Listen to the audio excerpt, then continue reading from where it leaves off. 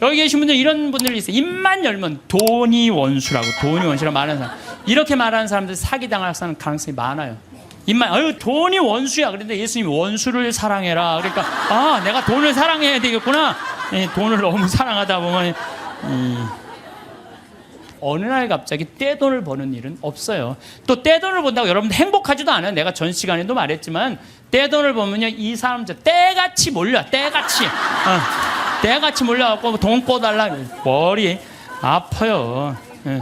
1 더하기 1은 2인데 1 더하기 1은 100이 되기를 바라는 게 대한민국 사람들 심보예요. 돈이요 내가 1000만 원 더하기 1000만 원은 2000만 원이 돼야 되잖아요. 1000만 원 더하기 1000만 원은 1억이 되길 바라는 사람들 여기도 많아요. 여기도 많아요. 지금 부동산 경기가 엉망이잖아요. 안 떴는데 나 2억 주고 샀는데 10억 되길 바라는 마음으로 샀는데 8억이 안 뛴 거 아니에요. 이 사람 이 생각을 하는 거 8억을 손해봤다고 생각을 하는 거예요. 8억을 손해봤다고 생각하니까 억울해요, 안 억울해요? 억울한 거야. 근데 문제는 뭐냐면 그 2억을 여기저기 돈을 끌어다가 산 거야. 그럼 이 사람 망해요, 안 망해요? 그래서 욕심이 망하는 거예요. 욕심 때문에 망하는 거예요. 도둑놈 심보가 많아요. 네? 아파트 다단계. 제가 항상 제일 경계하는 게 바로 다단계. 우리 교우들 가정방문 가면요 샴푸 100개 뭐 비누 100개 무슨 건강식품 막 100개씩 있는 집들 많아요. 그 뭐예요? 다 다단계 하는 집들이에요. 다 망하는 거, 다 망하는 거예요. 그게 욕심 때문에 망하죠. 성실하고 부지런한 사람들 안 망해요. 안 망하게 되겠어요. 돈을 벌려고 별별 짓을 다 해요. 나는 100조 규모의 중국과 컴퓨터 합작 회사 했다고 뭐 또 70조 규모의 뭐 브라질 대륙 횡단 철도 추진한다면서 노인들한테 190억 돈 사기친 사기꾼이 있어요. 근데 거기에 들어간 사람들이 학교 교장 선생님들 정말로 똑똑하다는 사람들이 다 사기당한 거예요. 근데 어떻게 사기를 당했나 보니까 100원짜리 주식을 사면 된대. 100원짜리 주식을 사면은 요게 6년 만에 이게 10만 원이 된다고. 이게 뛰면 그렇게 뛴다고. 그럼 이 사람은요 1 더하기 1은 2인데 1 더하기 1이 이게 1000이 되는 거야. 그냥 내가 생각을 하는 게 1억 투자하면 이게 100억이 벌려? 그럼 1억을 내는 거예요. 100억 생각하고. 그러니까 뭐 저런 거에 사기를 당할까? 그런데 사기를 당하더라고요. 뭐 때문에? 욕심이라는 요 악마 때문에요. 다 함정에 빠지는 거예요. 뭐 수원에서는 백화점 상품권 1000만 원 투자하면 매일 92만 원씩 주겠다고 사기를 쳐갖고 140억을 투자한 사람. 이 사람 저 사람 다 돈 끌어다가 다 투자하는 거예요. 여러분들 생각을 나도 수원 사람이지만 수원 깍쟁이들이 사기당했다는 게 난 이해가 안 돼요. 수원 깍쟁이들이 사기당. 아마 여러분들도 많을 거예요. 1000만 원을 내면 한 달에 90만 원씩 나와? 그럼 야 한 달이면 다 나오네? 내는 거죠. 사기꾼들의 그 말에 다 넘어가는 거. 또 뭐 청와대 판검사들을 청와대가 뭐 판검사들이 보호하는 로얄 패밀리 클럽이라고 써있어서 2천억을 떼어먹은 사람도 있어요. 말도 안 되는 거에 사기당하는 건 다 여러분들은 뭐 때문에 그래요? 욕심 때문에. 그 욕심이 나를 끌고 들어가는 거예요. 그러니까 제발 1 더하기 1은 2지 1 더하기 1은 100이 아니에요. 무슨 돈이 뭐 뻥튀기 과자에 넣어놓으면 뻥 하고 터져갖고 그냥 막 엄청나게 요 뻥튀기 과자에 쌀 요만큼 넣잖아요. 나 뻥튀기 평창에서 뻥튀기 기계도 하거든요. 애들 오면은 그 요만한 쌀을 뻥튀기 기계에 넣어요. 그래갖고 막 1시간 정도 열을 가하면 뻥 하면 엄청나게 커지잖아요. 돈이 그렇게 되는데 돈은 절대 그렇지 않아요. 하나하나 쌓이는 거죠. 여러분들 내가 정말 똑똑하진 않지만 내가 똑똑하지 않은 머리로 생각을 해봤어요.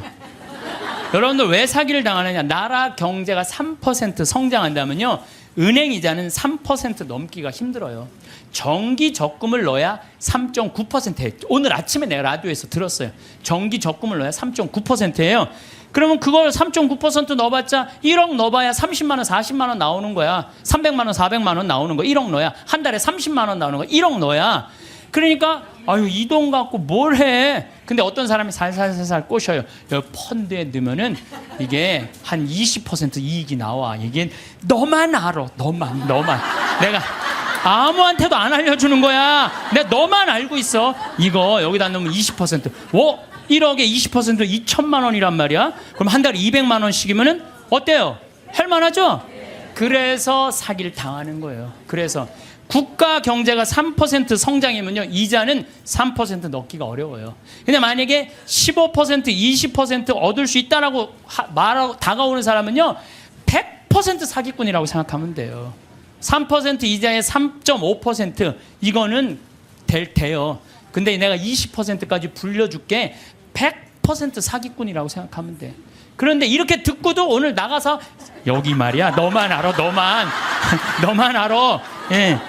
그래? 예, 넘어가는 거죠. 노름, 경마, 강원랜드 도박만 하지 않았어도요, 자녀들과 여행도 다니고 좋은 일도 하고 부부가 함께 여행하고 부모님한테 용돈 드리고 여유롭게 살 사람들 많아요. 근데 저 지금 경마장, 무슨 경정장, 무슨 뭐 전부 다 이 사람들 영혼 망가뜨리는 거예요. 정말 여러분들 그런 거 뭐 재미로 가다가 인생 망치는 거예요.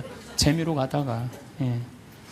그 귀중한 돈 제대로 한번 써보지도 못하고 공중에 날리는 사람들 많습니다. 아니 200억 있으면 뭐하러 강원랜드 갖고 그걸 그냥 날려요. 200억 가지고 고아원도 짓고 어려운 사람 장학재단도 설립하고 버려진 독거 노인들도 돌봤어요. 거기만 쭉 일주일에 돌아다녀도 그렇게 해도요, 인생 의미도 찾고 행복하고 삶의 보람도 느낄 거야. 사기당하는 분들 다 이유가 있어요. 하루아침에 벼락부자시고 좀 욕심 가지고 있는 사람들, 지금 버는 수입보다 더 큰 수입을 벌 수 있다는 말에 현혹될 때, 그래서 전 대박이라는 단어를 싫어해요. 대박이 어디 있어요, 대박이.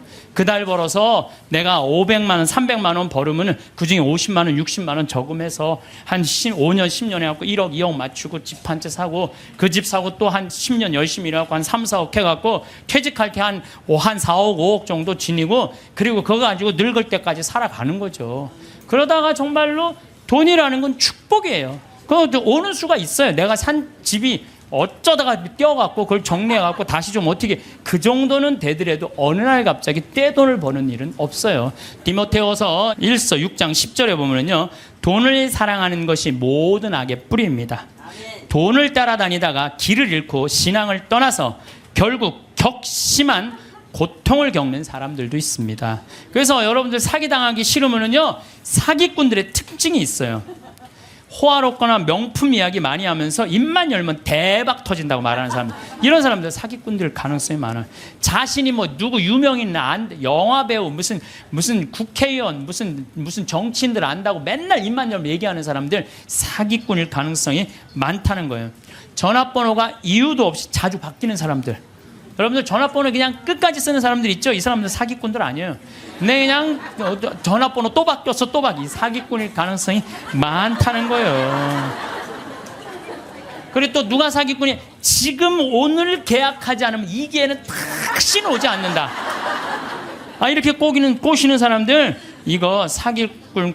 며칠 전에 우리 부관장 신부님이, 우리 생태마을에 부관장 신부님이 있는데 아주 젊은 신부, 이제 30살 막 된 신부인데, 이 신부는 조혈 모세포를 기증을 했어요. 조혈 모세포를 기증해갖고 작년에 어떤 아가씨가, 맞는 아가씨가 있대. 이게 20만 분의 1의 확률이라는데 맞는 아가씨가 갖고 작년에 기증을 했어요. 근데 이 아가씨가 또 좀 안 좋았나 봐. 그래서 얼마 전에 가서 그걸 기증을 했어요. 또 기증을 하고 이제 평창이니까 무슨 빈센트 병원에 가서 기증을 했는데, 이제 이게 내가 그 골수가 찼는지 안 찼는지 확인을 해야 되는데, 평창에서 수원까지 나가기 좀 그렇잖아요. 그래서 근처 의료원에서 할 수 있대. 그래서 평창 의료원에 가갖고 화보니까 골수가 다 찼다고. 근데 차 갖고 이제 나오는데 딱 트럭에서 한 사람이 딱 나오더니, 저기 뭐야, 저 손님, 내가 홍삼을 이게 배달을 왔는데 이게 한 2박스가 남아갖고 이걸 싣고 가도 어차피 이거 버릴 거니까 이거 손님 좀 사라고 그러더래요. 그래서 황 신부가 나한테 신부님 사기꾼이야, 사기꾼. 꼭 이상하게 뭐 이거 오늘 그래, 참 이거 아니, 나같이 저는 안 순진해요. 예. 우리 부관장 같이 순진한 사람은 당해요. 그러니까 여러분들 정말 지혜로워야 돼. 예? 정말 뱀 같은 지혜가 있어야 돼요. 사기 안 당하려면은. 그래서 오늘 와서 강의 무슨 성가정 영성피정에 내가 사기 안 당하는 법도 가르쳐주고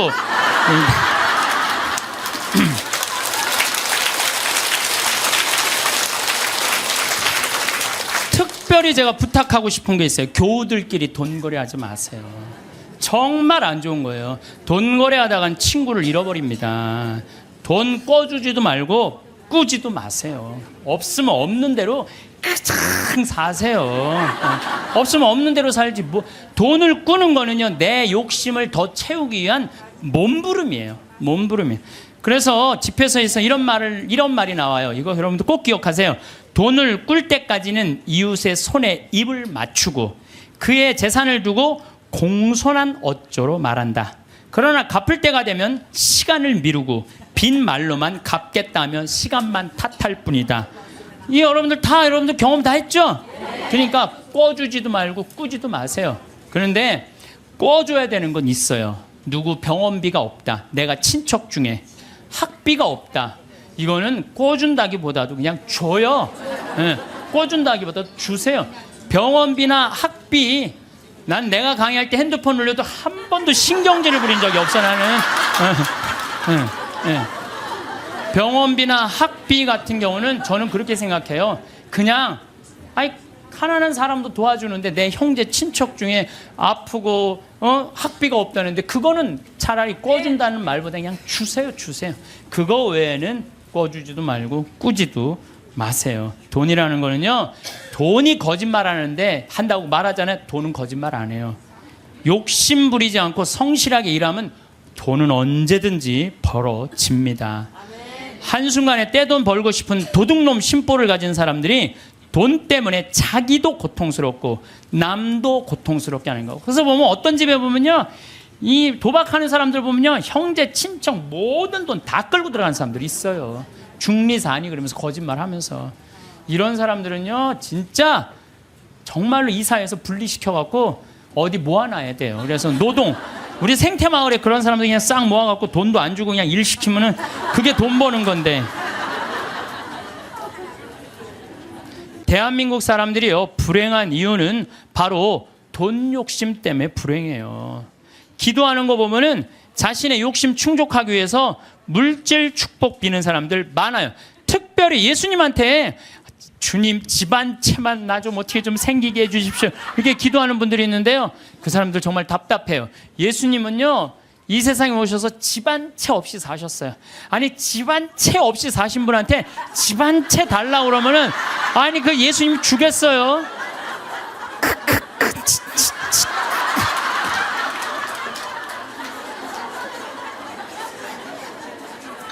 예수님께 기도 열심히 청하면 물질의 축복을 받는다는 이야기는 믿음을 가장한 도박이고 강탈이에요.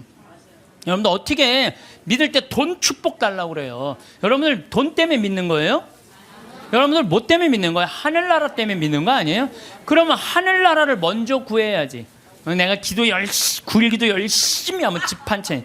아니 어디 빌 때를 대고 빌어야지. 집 한 채 없는 분한테 저기 뭐야 집 달라고 그러면 돼요. 예수님에게 기도할 내용은 하느님 나라와 그의 정의이지 집이 아니라는 거죠. 재물 축복은 성서에도 이렇게 표현합니다.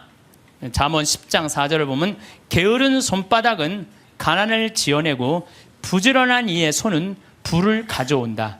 돈은요 하느님한테 기도한다고 오는 게 아니에요. 열심한 사람, 부지런한 사람이 돈이 오는 거지 아무것도 안 하면서 기도하면 뭐 돈이 어디 그런 이상한 하여튼 그런 거. 그러니까 얼마 전에 무슨 며느리가 시댁집에 4군데 불을 질렀다며요. 불을 질렀는데 왜 질렀냐니까 점쟁이가 시댁에 불이 나면 로또가 된다고 그래갖고 그냥 불 질렀다는 거 아니야. 아이고 참.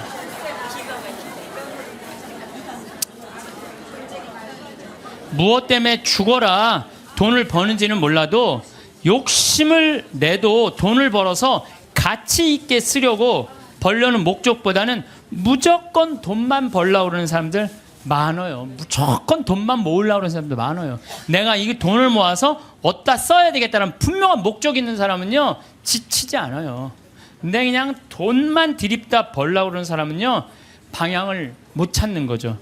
자식들을 교육할 때 돈이 세상에서 최고라고 가르치지 말고 정직하게 돈 벌어서 그 돈으로 어려운 이웃을 돌보라는 이런 가르침을 가르치는 것이 여러분들 훌륭하게 자식들을 가르치는 거예요. 지금 전 세계 기준으로 볼 때 극심한 가난에 시달리는 사람을, 하루에 1달러 이하로 사는 사람을 극심한 가난에 시달리는 사람이라고 그럽니다. 그 다음에 하루 2달러로 사는 사람들은 보통 가난한 사람들이라 그래. 하루에 2,000원 가지고 사는 사람들을, 3달러 이상 가지고 사는 사람들은 가난한 사람이라고 하지 않는데요. 그럼 3달러 이상이면 3,000원 이상이면은 가난하지 않은 거예요. 그러니까 한 달에 90달러, 그러니까 우리나라 돈으로 10만 원 정도만 한 달을 가지고 있으면 가난하지 않다는 거예요. 근데 여러분들, 우리나라는 지금 어떻게 살죠? 우리나라 최저 생계비가 57만 원이에요. 그러니까 국가에서 저 사람은 도저히 돈 벌 수 있는 재능이 없는 사람이다, 능력이 없는 사람이다 에게 주는 돈이 57만 원이래요. 그럼 57만 원이면요, 아프리카의 어떤 부자보다도 잘 사는 사람이에요. 어떤 부자보다도. 그럼 아마 여기 지금 뭐 자식들이나 가족이 돈을 벌면은 보통 한 200~300만 원은 벌 거예요. 두 사람이 벌면은 한 400~500만 원은 벌 거예요. 300~400만 원 버는 사람들도 있을 거고. 물론 뭐 아르바이트 못하는, 저는요, 제가 평창에 있으면서요, 진짜 안타까운 건 뭐냐면요, 멀쩡한 애들 우리가 구하는데 없어요. 정말로. 아니 뭐 서울에는 실업자가 뭐 100만 명이니 200만 명이라는데 우리 평창은 정말로 젊은이가 없어요. 그래서 젊은이가 하나만 이력서만 넣으면요, 웬만하면 다 뽑아요. 웬만하면. 근데 그냥 이력서 넣는 사람이 50, 60살, 우리 집은 50, 60은 일을 못해요. 이게 일이 너무 힘들기 때문에. 근데 그냥 오겠다는 사람은 5, 60 이상이면 뭐 뼈가 안 좋고 허리가 안 좋고 이런 사람, 멀쩡한 젊은이들은 일을 안 하고. 참 그게 너무너무 안타까워요. 예. 제가 신학교 때 1학년 때 신학교 딱 들어가니까 우리 선배님들이 맨날 뭐 배고파서 굶었다, 뭐 너무너무 힘들었다. 그런데 신학교 딱 들어가니까 밥 딱 3끼 주는 거예요. 그거 외에는 간식이 없는 거예요. 간식이. 그게 20살 때 얼마나 이 혈기가 넘쳐요. 근데 딱 3끼, 아무리 많이 먹어도 밤 되면 배고프잖아요. 그냥 어떨 때 그냥 물 먹고 배고프니까. 그러고도 있는데, 외출할 때 되니까 배고플 거 생각하고 식빵을 사, 식빵을 사갖고 이제 혼자 먹으려고. 혼자 먹으려고. 근데 식빵을 이렇게 놔도 이제 어떻게 20줄을 다 먹어요. 한 4줄 먹으면 배부르잖아요. 그럼 이제 다음에 먹으려고 놔두면 이놈들이 얼마나 코가 빠른지 그 식빵 있는 걸 너무너무 잘하는 거예요. 그러고 하고 식빵을 보면 다 훔쳐먹고 없는 거예요. 그래서 내가 식빵을 사면은 내가 이 식빵을 뺏기지 않으려고 어떻게 해요? 그냥 저기 침대 맨 안쪽에 침대 밑에 옷장이 있었거든요. 그 맨 끝에 이제 몰아 넣는 거죠. 그래서 내가 이제 난 신학교 때 깐또레스를 했어요. 매 미사마다 노래하는 그 깐또레스를 했으니까 맨날 그거 연습하느냐고 여기 뛰어다니고 저기 뛰어다니고 보면 한 3일 정도 뛰어다니면은 빵 놓은 걸 까먹어요. 빵 놓은 걸. 그래갖고 나 빵 먹어야지 빵. 그래갖고 딱 보면은 그게 곰팡이가 썰어져요. 곰팡이가. 그래 몇 번을 곰팡이 쓰는 거를 보고 내가 세미나를 그때 이제 갔는데 굉장히 큰 세미나였어요. 근데 거기에 이제 불교, 개신교, 천주교, 유교 다 모여서 그런 얘기를 하는 거예요. 종교의 모든 거는 나눈다. 보면은 불교는 절하고 난 다음에 음복한다 그러잖아요. 다 나눠 먹잖아요. 그렇죠? 불교는 공양 드리고 뭐라 그래? 공양한다 그래. 나눠 먹는. 그걸 공양한다 그래. 나눠 먹는 걸 공양한다 그래. 하다못해 무당도 굿하면 굿덕을 돌린다. 무당으로 굿덕을 돈다. 우리는 성체 나눠 먹는 거다. 나눠 먹는 거. 쌓아놓으면 썩는다. 쌓아놓으면. 제가 그 얘기를 듣고 딱 내 모습이 생각나네. 그 식빵 혼자 먹겠다고 깊숙한 거 쌓아놨던 내 자신이, 그것도 맨날 성체화하는 내가 너무 창피하더라고요. 그래서 식빵을 사갖고 그러면 그 다음부터는 다 불러요. 친구들. 내 친구들. 야 일로 와봐. 내 식빵 사와. 다 나눠 먹었어요. 나눠 먹으니까 뭐가 좋으냐면 곰팡이 썰어서 버리는 게 없는 거예요. 나도 못 먹고 너도 못 먹잖아요. 그렇잖아요. 그러니까 걔네들도 이제 외출해갖고 사갖고 오면은 나한테 얻어먹었으니까 어떻게 해? 풀러다가 또 나눠 먹고. 그러니까 한 2학기 되니까 늘 배불리 먹더라고요. 이게 나눠 먹는 게 정말 중요해요. 제가 얼마 전에 부산교구 다락방 기도회라고 우리 신부님들 열심히 기도하는 신부님들 모임을 갔어요.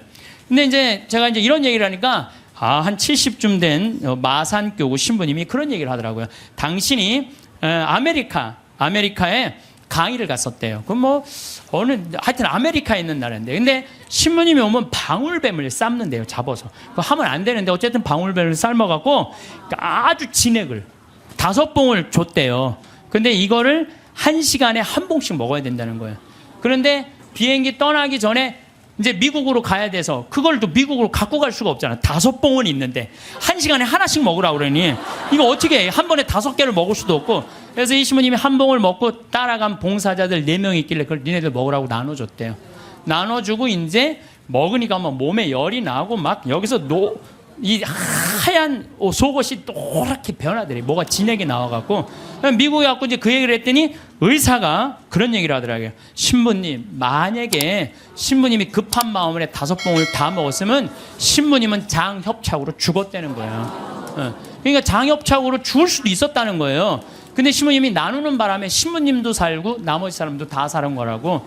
근데 그 신부님이 70인데 피부가 나보다 더 고와. 방울뱀을 먹어서 그런지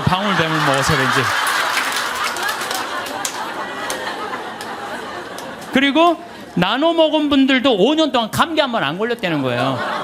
나누니까 너도 살고 나도 사는 거예요. 혼자 먹으려고 그럴 때 나도 죽고 너도 죽는 거예요. 돈도 똑같아요. 나만 먹으려고 돈 감춰두잖아요. 그럼 나도 못 쓰고 너도 못 쓰면요, 국가적으로도 손해요. 세금 내야 돼요. 이 나라에서 살면 세금 내야죠. 왜 떼어먹어 세금을. 특히 교회 안에 돈이 쌓이면 그 돈은 서로 뜯어먹으려고 모략과 모함이 난무합니다. 교회는요, 돈이 생기는 대로 쌓아두지 말고 나눠야 돼. 제가 정말 생태마을 한 10년 동안 빚에 허덕이다가 이제는 농산물도 잘 팔리고 피정도 많이 오고 해서 이젠 정말 편안해졌어요. 근데 저는 제 신념이 뭐냐면은 그 달에 번 건 그 달에 다 쓰자. 이게 내 신념이에요. 그래서 제가 막 이 강의 때 여러분들 돈 있으면 여행 다니라고 그러잖아요. 내가 여러 차례 얘기했지만 올해 2월 달에 처음으로 우리가 빚이 없었어요. 그래갖고 우리 직원들이 10년, 나하고 일하는 직원들 10년, 15년 동안 정말 힘들게 일해왔거든요. 그래서 내가 직원들한테 그랬어요. 야, 우리 이제 오래간만에 수익이 났으니 이거 가지고 성주순례 가자. 그래갖고 아시시, 그 다음에 무슨 베드로, 그 다음 반내, 전부 다.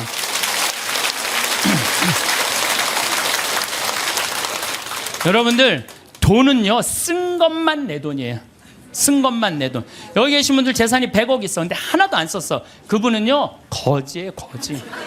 하나도 안 썼으면. 근데 재산이 100억 있어. 근데 그 100억을 가지고 여행도 다니고 맛있는 것도 먹으러 다니고 또 가난한 사람도 도와주고 어려운 아프리카, 우리 잠비아도 1,000만 원 기증하고.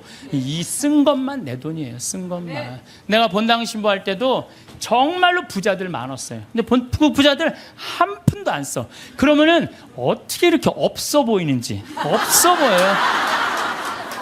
한 푼도 안 쓰는 부자는요, 없어 보여요. 근데 정말로 부자면서도 때 따라 철 따라 신부님 이거 필요하실 때 쓰세요. 이거 어려운데 도와주세요. 신부님 이번에 사업. 그 사람들은요, 정말 있어 보이더라고요. 있어 보여.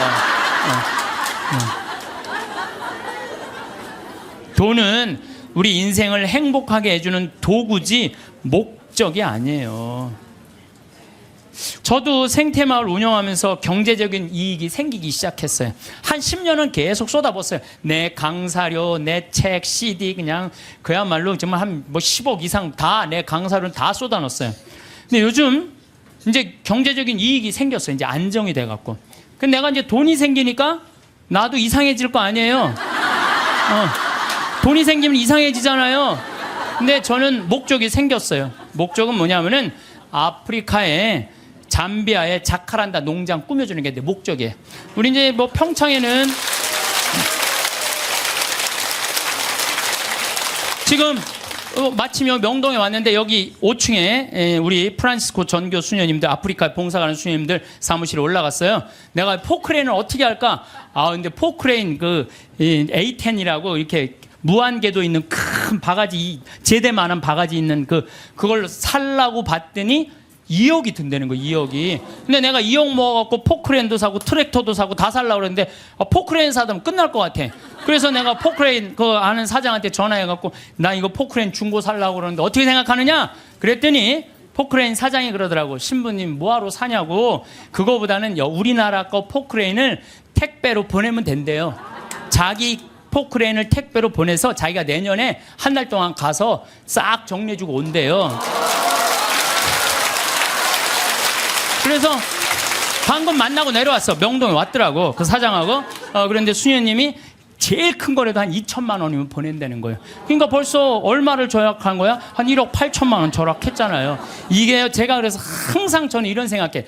계획은 인간이 완성은 하느님이. 예, 계획은 인간이 완성은 하느님. 제가 간장, 고추장, 청국장, 가루, 김치, 복분자, 오디 이거 파는 목적이 있어야 될 거 아니에요. 그동안은 건강한 먹을거리를 국민들한테 제공해 주겠다. 그래서 생태마을 들어갔는데 제공해 주다 보니까 뭐가 생겨? 이익이 생겨. 그럼 그 이익을 어떻게 한다? 써야 돼요. 그래서 지금 자카란다에 고아원, 병원, 농장 꾸미는데 쓰려고 길을 써요. 그러면은요, 여러분들 딴 생각이 하나도 안 들어요. 딴 생각이. 돈을 가지고 어디다 쓸 줄 모르는 사람이 딴 생각하고 있는 거예요. 내가 이걸 어디다 주식에다 투자를 할까? 뭐를 할까? 땅을 살까? 이런 생각을 하는 거지. 그래서요, 돈은 쌓아두면 썩는 거예요. 써야 돼요. 예. 우리나라에 1971년 3월 11일 날 76세로 세상을 떠난 유일양행의 설립자인 유일한 박사님은요, 모든 재산을 공익단체 다 기부했어요. 그리고 주식조차도 직원들한테 다 나눠줬어요. 다 나눠줬어요. 정말로 멋있는 분이죠. 정말로 기업가의 모습을 보여준 거예요. 또 그 딸도 미국에 가서 전 재산 떠나면서 세상에 다 기부하고 세상 떠났어. 딸도. 아버지가 그러니까 딸도 그러는 거예요. 아버지가 그러니까. 카네기도 전 재산 기부했고 2,500곳에 도서관을 줘줬어요. 카네기. 그리고 워렌 버핏, 빌 게이츠, 걔네들 둘이 낸 게 1,000억 달러예요. 1,000억 달러. 둘이 낸 게. 다 내는 거죠, 다. 왜? 그 사람들은 누구를 상대해서 돈 벌었다고 생각해? 자기네들 국민을. 그러니까 미국 갑부들은 보면요, 다 미국에 가보면요, 그 부자들이 다 기증하고 갖고 몇백억, 몇천억씩. 그걸로 사회가 건강하게 돌아가는 거예요. 우리나라에도 좀 그렇게 살짝 미치는 부자가 좀 나왔으면 좋겠어요. 네. 마태오복음 19장 16절, 26절에 보면은요, 하느님의 계명을 충실히 지킨 부자 청년에게 예수님이 이렇게 말씀하세요. 내가 완전한 사람이 되려거든 가서 너의 재산을 팔아 가난한 이들에게 주어라. 그러면 내가 하늘에서 보물을 차지하게 될 것이다. 그리고 와서 나를 따라라. 그러나 그 젊은이는 슬퍼하면서 떠났어요. 왜? 재물이 많았기 때문이에요. 여러분들, 그 부자 청년은요, 계명도 굉장히 중요하게 여긴 청년이에요. 근데 재물이 많았는데 이 청년은 재물하고 자기를 똑같다고 생각해요. 재물하고 자기를. 이 사람은 재물을 파는 건 뭐를 파는 거야? 자기를 파는 거야. 이게 참 문제예요. 여러분들 재물이 없으면 여러분들도 사라진다고 생각하는 분들 여기 혹시 계시면은 그럼 불행한 사람이에요. 재물이 없어도 상관없어요. 아니 지금 이 세상에 재물 없이 사는 사람들 얼마나 많아요. 그 행복한 사람들 얼마나 많아요. 우리 수녀님들, 우리 신부들은 그래도 좀 나아요. 우리 수녀님들 재물이 있어요, 없어요? 그 수녀님들은 어디 버스 타고 가는데도 돈 받아갖고 해요. 그래도 행복한 수녀님들 많아요. 돈이 우리 존재가 돈하고 똑같아서는 안 돼요. 돈이 많으면 존재가 충만하고 돈이 없으면 존재가 없는 거.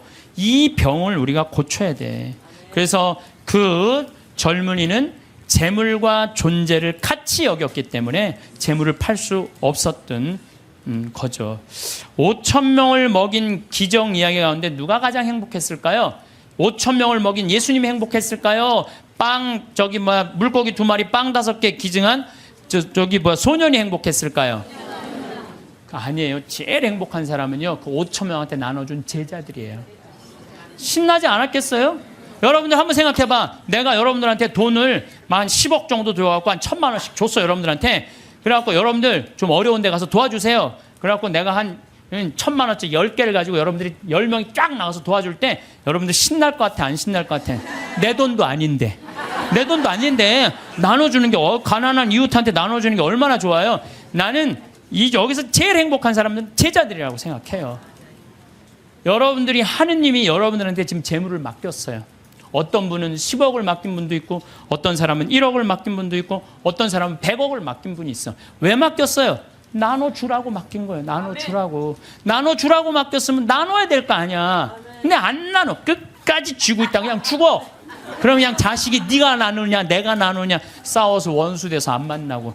그러지 말자는 거예요. 우리 대한민국 사회가 이제 건강하려면 어떻게 해야 돼? 나눠야 돼요. 쌓아두면 썩게 돼 있어요. 쌓아두면 어느 사회든 자꾸 나누면은 샘 솟게 돼 있어요. 나누는 신부님 그거는 제가 조금 못 받아들이겠는데 나누면 하나도 없죠. 근데요 하느님한테 11조 봉헌한 분들이 왜 잘 되는 줄 알아요? 11조 봉헌하려고 그러면요 적은 돈 아니에요. 그럼 그 돈을 하기 위해서 다른 생활에 충실해져요. 다른 생활에 충실해지기 때문에 축복을 받는 거예요. 나누는 사람들은 생각이 건강하기 때문에요. 사기도 안 당하고 유혹도 안 당해요. 그렇기 때문에 그런 분들은 재물 관리도 잘 할 수 있는 거예요. 그래서 한 건강한 쪽으로. 자, 모세의 십계명, 아론의 황금 송아지 가운데 여러분도 어느 걸 택할 거예요? 모세의 십계명을 택할 거예요? 아론의 황금 송아지를 택할 거예요? 십계명? 자, 근데 강의를 들어보면 또 생각이 좀 달라질 거예요. 모세가 십계명을 받으러 시나이 산으로 올라갔어요. 올라갔는데 불안해. 이제 뭐 이집트에서 탈출해서 왔단 말이야. 근데 시나이에 가보면요 아무것도 없어요. 좀 사막이야, 사막. 전부 돌산이고 시나이 산도 완전 돌산이야, 돌산.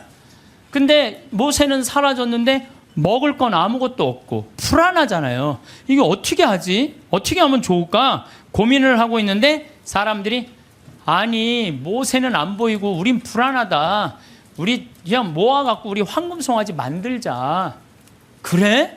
황금송아지? 그래 좋다. 황금송아지 만들자. 근데 당시에 유대라는 땅, 시나이라는 땅은요 척박하게 이를 데 없었어요.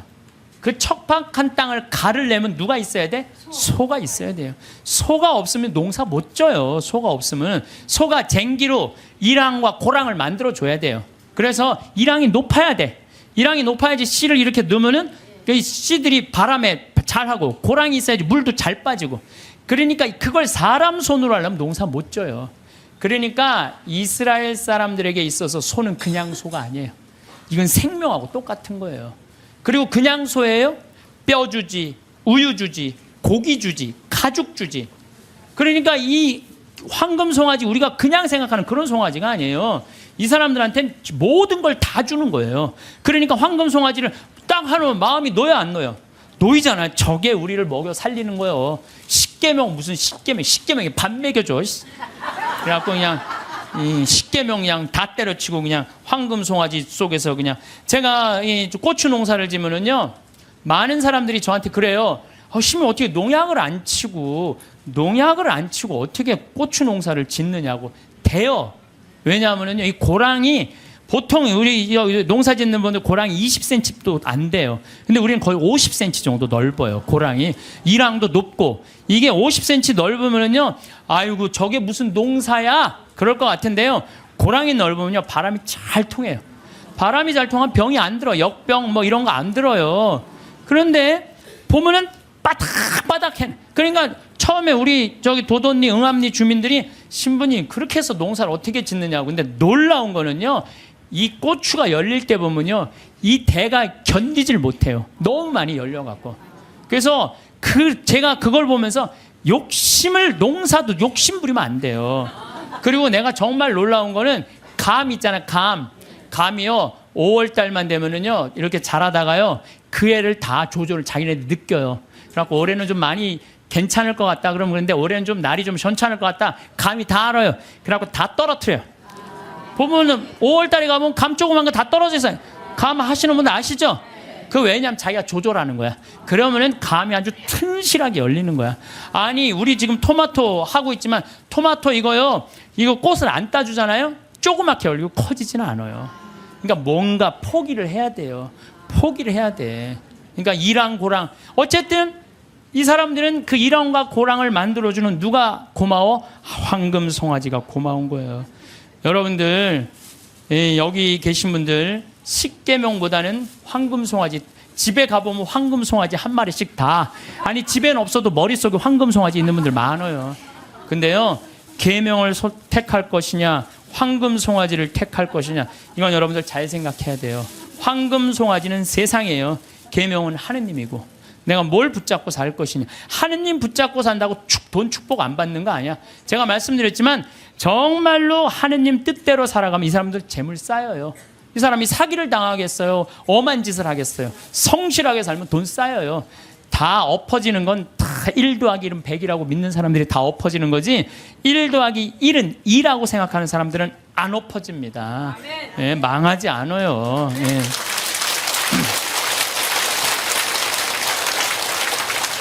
하느님 꽉 붙잡고 살아야 되는데 출세와 권력 꽉 붙잡고 사는 사람들 있어요. 저는 예수님이 왜 위대한지 정말로 이 4대로 살면 살수록 더 느껴요. 예수님은 이 세상에 오셔서 절대 권력을 추구하지 않으세요. 나는 섬김을 받으러 온 것이 아니라 섬기러 왔다. 이 말씀이야말로 우리 인간이라면 누구나 다 가슴 깊어야 새겨야 할 말씀이에요. 권력은 섬기기 위한 도구인데 권력을 쥔 사람들이 안 섬기려고 그래요. 막 권력을 휘둘르죠. 위장 전입하고 자식 대학 군대 안 가게 하고, 또 대학도 마찬가지야. 무슨 국제중학교 이런 데 애 머리도 안 되는데 막 들이밀고, 이게 다 돈과 권력으로 부리는 횡패. 지난번에도 말씀드렸지만 우리나라 대통령들 최고 권력 가진 사람들 어떻게 됐어요? 불행하게 죽거나 감옥에 가거나 가족이 감옥에 가거나 그래요. 그러잖아요. 권력이 뭐가 좋아요. 그래서 여러분들 가운데서도 정말로 권력처럼 무상한 게 없어요.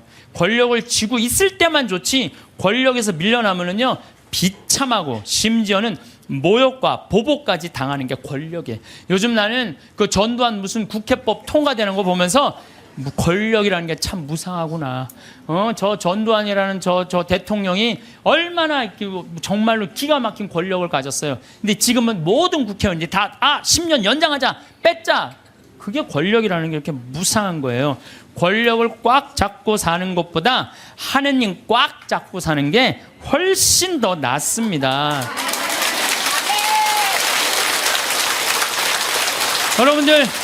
여러분들 이 생각을 해봐요. 하느님 아버지처럼 대단한 권력 가진 사람이 어디 있어요?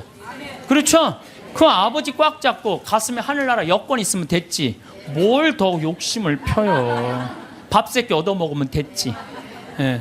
여러분들 고통스러운 거는 왜 내가 나한테 돈이 없을까? 내가 돈이 있으면 정말로 멋지게 살아볼 텐데 돈 없어도요 멋지게 살아요. 마음이 건강하고요 생각이 바른 사람은요 돈 없어도 건강에 살아요. 근데 이 정신이 썩은 사람은요 100억을 갖다 줘, 1000억을 갖다 줘, 다 소용없어요. 다 소용없어요. 그래서 뭐가 우리 마음 안에는 하느님의 계명이 있어야지 황금 송아지가 있으면 안 돼요. 그래서 오늘 여러분들 마음 안에 혹시 내가 지금 나를 괴롭히는 건 뭐 때문이야? 황금 송아지가 날 지금 끊임없이 그 뿔이 내 가슴을 받는데도 그래도 좋아. 나는 황금 송아지 뿔에 받쳐도 좋아. 나는 죽어도 좋아. 예, 그러시지 마시기를 정말로 바라겠습니다. 우리는 하느님을 꽉 붙잡고 살 때, 그네 뛸 때 정말 그네줄을 꽉 잡고 안 놓으려고 하듯이 우리는 하느님 꽉 잡고 놓지 말아야 돼요. 제가 은혜 신학교 다닐 때 하루에 보통 성호를 한 70번 정도 긋는다고 말씀드렸죠. 제가 그 강의 끝나고 저도 반성했어요. 나도 먹을 때는 성호 긋는데 안 먹고는, 먹고 끝나고 난 다음에 안 글 때도 많았어 나도. 근데 요즘 제가 생활이 변했어요. 어떻게 변했느냐면은 하여튼 먹을 때마다 성호를 긋는 거예요. 복분자, 요즘 복분자 나오잖아요. 우린 복분자 또 이것도 갈아서 먹거든요. 복분자 먹을 때도 성호 긋고 오디 먹을 때도 성호 긋고 하여튼 그런데요. 제가 요즘 뭐를 느꼈느냐면 성호를 하루 종일 그니까 뭐가 있느냐면 내 삶이 조금씩 거룩해지는 걸 느껴요. 그래서 여러분들도 아무 때나 그세요. 아무 때나. 예? 그러니까 일어나서부터 계속 긋는 거야. 드립다 그냥. 드립다 그니까 내가 조금 생활이요 조금 거룩해지더라고요. 그래서 정말 성호를 긋는 거는 우리한테 참 중요한 것 같아요. 자, 저는 나중에 하느님 앞에 갔을 때 너 어떻게 살아왔느냐? 저 대통령인데요. 너 어떻게 살아왔는데? 나 신부였는데 너 어떻게 살아왔는데? 나 장관이었는데요. 너 어떻게 살았는데? 나 구역장이었는데 너 어떻게 살아왔느냐? 뭐 어떻게 살아요? 너 어떻게 살아왔는데? 저는요, 하느님, 장관도 아니고 대통령도 아니고 신부도 아니었는데요. 가난하고 헐벗고 불쌍하고 감옥에 갇히고 병들고 목마른 사람들한테 물 한 잔 나눠주려고 노력을 하고 살았어요. 너 하늘나라. 베드로 성인이 너 하늘나라. 저는 장관인데요. 전 대통령인데요. 전 신부인데요. 계속 시험에 계속 떨어지는 거예요. 마태복음 25장만 읽어보면요. 우리가 하늘나라를 어떻게 통과하는지 너무너무 잘 써 있어요. 그래서 여러분들 마지막 날 하늘나라 여행 떠날 때 쫙 여권 내놓고 이 은행 통장 잔고 뭐 어떤 잔고가 필요해? 어렵고 가난하고 불쌍한 사람한테 도와준 잔고를 하나님한테 내놓으시기를 바라겠습니다. 통장 잔고를 확인하며 가슴이 답답해지는 순간이 있습니다. 그럴 때마다 마음 한구석에서는 불안이 피어오릅니다. 나는 왜 이렇게 살고 있을까? 다른 사람들은 다 여유로운 것 같은데 나만 뒤처진 건 아닐까? 하는 생각들이 꼬리에 꼬리를 물고 이어집니다. 이런 감정은 매우 자연스러운 것입니다. 여러분만 그런 것이 아닙니다. 살아가는 동안 누구나 한 번쯤은 이런 마음을 품어봅니다. 부족하다는 느낌, 초라하다는 감정, 불안한 마음. 이것들은 사실 물질 자체보다는 다른 무언가에서 비롯되는 경우가 많습니다. 그것은 바로 비교입니다. 우리는 자신도 모르게 다른 사람과 나를 견주면서 마음의 상처를 입힙니다. 요즘 세상은 더욱 그렇습니다. 주변을 둘러보면 누군가는 좋은 차를 타고 누군가는 여행을 자주 다니고 누군가는 여유로운 생활을 즐기는 것처럼 보입니다. 그런 모습들이 눈에 들어올 때마다 내 처지가 더 초라하게 느껴집니다. 하지만 여기서 한 가지 짚고 넘어가야 할 것이 있습니다. 그것은 우리가 보는 것이 전부가 아니라는 사실입니다. 사람들은 대부분 자신의 좋은 모습만 보여줍니다. 겉으로 드러나는 것은 화려해 보여도 그 안을 들여다보면 각자의 어려움과 고민이 있습니다. 누구나 보이지 않는 무게를 짊어지고 살아갑니다. 여러분이 부러워하는 그 사람도 알고 보면 여러분과 크게 다르지 않은 고민을 안고 있을지 모릅니다. 그러니 겉모습만 보고 나를 판단하는 것은 공정하지 않습니다. 화려한 외출복을 입고 있어도 집에 돌아가면 걱정에 잠 못 이루는 사람이 있고 값비싼 식사를 하면서도 마음 한편으로는 다음 달 생활비를 고민하는 사람이 있습니다. 웃는 얼굴 뒤에 눈물을 감추고 사는 사람들이 생각보다 많습니다. 세상은 생각보다 복잡하고 사람들의 속사정은 보이는 것과 다른 경우가 대부분입니다. 비교는 불행의 시작입니다. 이것은 단순한 격언이 아니라 우리 마음의 작동 방식을 설명하는 진실입니다. 사람의 마음은 절대적인 양보다 상대적인 위치에 더 민감하게 반응합니다. 많이 가진 사람이 더 많이 가진 사람 옆에 서 있으면 부족하다고 느끼고 적게 가진 사람이 더 적게 가진 사람 옆에 서 있으면 넉넉하다고 느낍니다. 결국 행복과 불행은 절대적인 조건이 아니라 우리가 무엇을 기준으로 삼느냐에 달려 있습니다. 이것은 우리 마음의 함정입니다. 아무리 많이 가져도 위를 보면 끝이 없고 아무리 적게 가져도 아래를 보면 감사할 것들이 있습니다. 문제는 우리가 습관적으로 위만 바라본다는 것입니다. 나보다 나은 사람들만 보면서 스스로를 비참하게 만듭니다. 이것은 스스로에게 가하는 고문과 같습니다. 그렇다면 우리는 어떻게 해야 할까요? 답은 의외로 간단합니다. 비교를 멈추는 것입니다. 다른 사람의 삶을 기준으로 내 삶을 재지 않는 것입니다. 이것이 말처럼 쉬운 일은 아닙니다. 우리는 평생 비교하며 살아왔고 그것이 습관처럼 몸에 배어 있습니다. 하지만 조금씩이라도 그 습관에서 벗어나려는 노력이 필요합니다. 비교를 멈추면 보이는 것들이 있습니다. 지금 내가 가진 것들이 눈에 들어오기 시작합니다. 아침에 눈을 뜰 수 있다는 것, 따뜻한 밥 한 끼를 먹을 수 있다는 것, 비를 피할 수 있는 공간이 있다는 것. 이런 것들이 얼마나 소중한지 새삼 깨닫게 됩니다. 당연하게 여겼던 것들이 사실은 큰 축복이었음을 알게 됩니다. 하루하루를 살아가는 것 자체가 기적입니다. 건강하게 움직일 수 있는 몸, 생각할 수 있는 정신, 느낄 수 있는 감각. 이 모든 것이 당연한 것처럼 보이지만 사실은 너무나 귀한 선물입니다. 우리는 이런 것들을 너무 쉽게 잊고 삽니다. 없는 것에만 집중하느라 이미 가진 것들의 가치를 놓치고 맙니다. 옛사람들은 이런 지혜를 전해왔습니다. 가진 것에 만족할 줄 아는 사람이 진짜 부자라고. 많이 가져서 부자가 되는 것이 아니라 지금 가진 것으로 만족할 수 있어야 부자라고. 이 말은 단순히 적은 것으로 만족하라는 뜻이 아닙니다. 끝없는 욕심에서 벗어나 지금 이 순간을 온전히 느끼라는 의미입니다. 만족을 아는 것은 체념과 다릅니다. 체념은 포기하고 주저앉는 것이지만 만족은 지금을 인정하고 받아들이는 것입니다. 더 나아지려는 노력을 멈추라는 뜻이 아닙니다. 다만 그 과정에서 지금 가진 것의 가치를 잊지 말라는 것입니다. 앞으로 나아가되 현재를 부정하지 않는 것. 이것이 진짜 지혜입니다. 생각해보면 우리는 이미 많은 것을 가지고 있습니다. 물질적인 것만 재산이 아닙니다. 지나온 시간들, 쌓아온 경험들, 맺어온 인연들, 이 모든 것이 여러분의 자산입니다. 돈으로 환산할 수 없는 귀한 것들입니다. 여러분이 겪어온 일들, 극복해온 어려움들, 그 과정에서 배운 것들, 이것들은 그 무엇과도 바꿀 수 없는 보물입니다. 살면서 쌓아온 지혜는 그 자체로 큰 자산입니다. 실패를 통해 배운 교훈들, 시행착오를 거쳐 얻은 깨달음들, 관계 속에서 익힌 세상의 이치들. 이런 것들은 아무리 많은 돈을 주고도 살 수 없는 것들입니다. 여러분은 그런 소중한 것들을 이미 마음속에 간직하고 있습니다.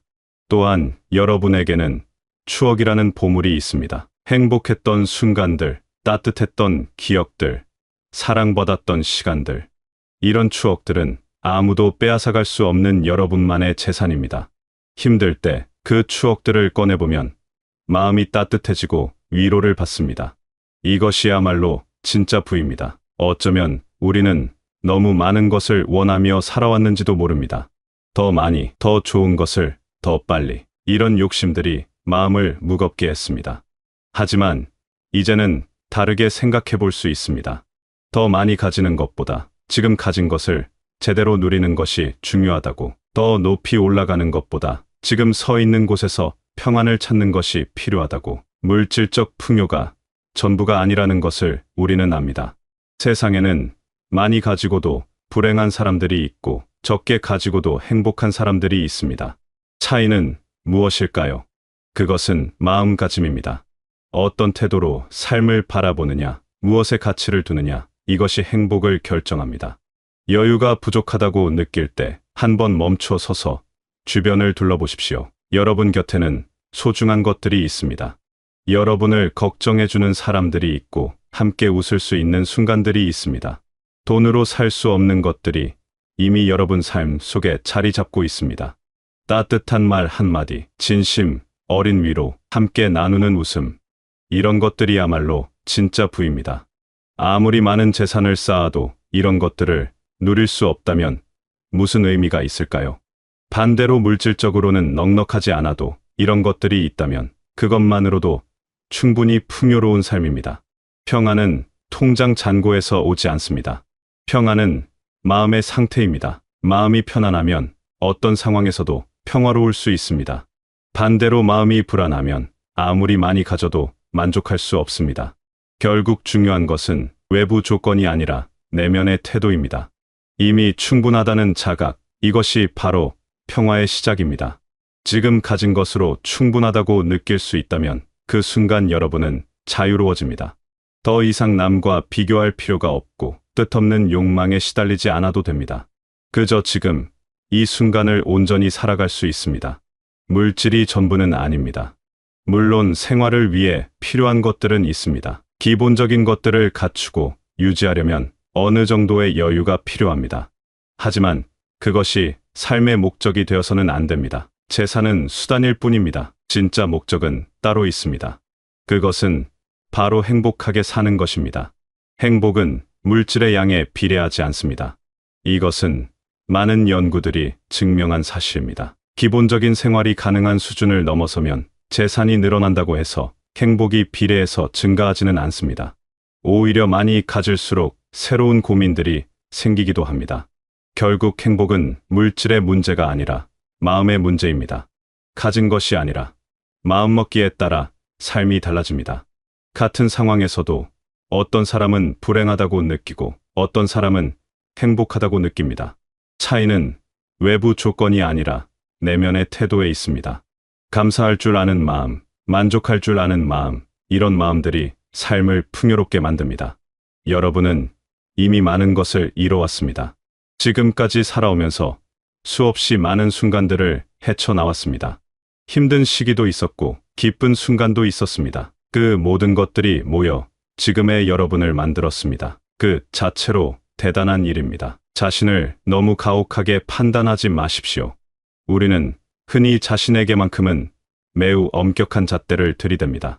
다른 사람에게는 너그러우면서도 나 자신에게는 가혹합니다.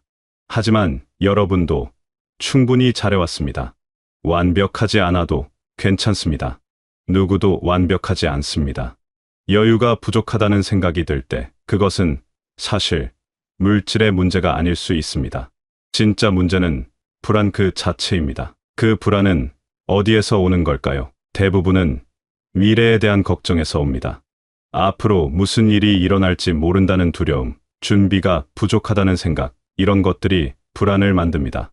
하지만 미래는 아무도 알 수 없습니다. 아무리 준비해도 예상치 못한 일들이 일어납니다. 그렇다고 해서 불안해할 필요는 없습니다.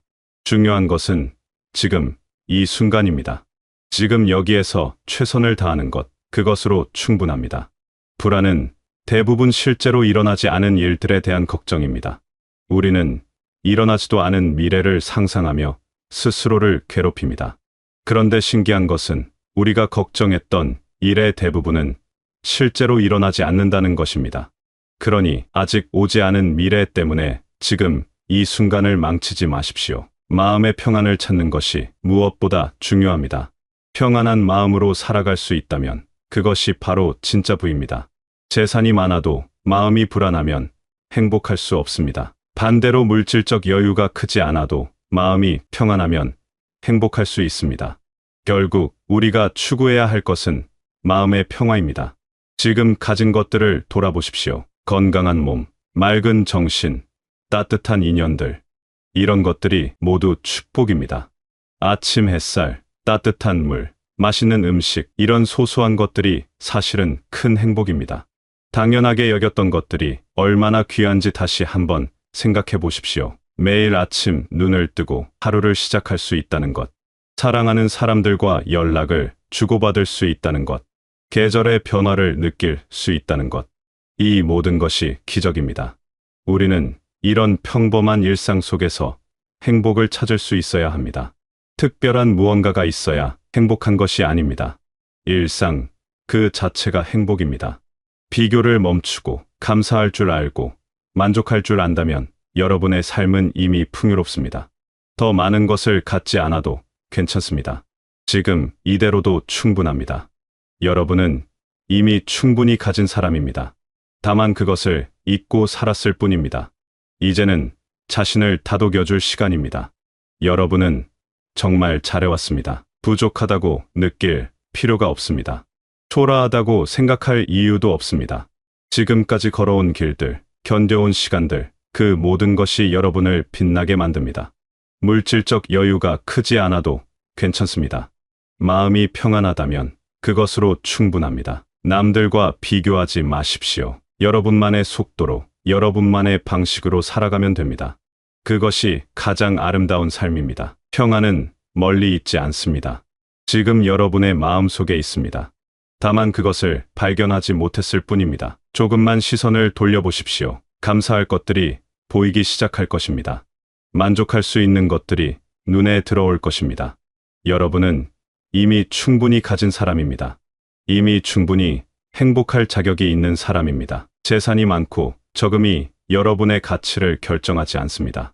여러분 자체로 소중한 존재입니다. 지금부터라도 자신에게 다정해지십시오. 스스로를 인정하고 격려하고 사랑해 주십시오. 그렇게 마음을 돌보다 보면 어느새 평안이 찾아올 것입니다. 그리고 그 평안 속에서 진짜 행복을 발견하게 될 것입니다. 여러분의 삶은 이미 아름답습니다. 물질적 여유가 넉넉하지 않아도 부족한 것이 있어도 지금 이대로 충분히 가치 있습니다. 그것을 믿으십시오. 그리고 오늘 하루도 마음 편안하게 살아가십시오. 여러분은 정말 잘하고 계십니다. 부디 여러분 모두 마음의 평안을 찾으시고 지금 가진 것들에 감사하며 행복한 나날들을 보내시길 바라겠습니다. 길 바라겠습니다. 길 바라겠습니다. 길 바라겠습니다. 길 바라겠습니다. 길 바라겠습니다.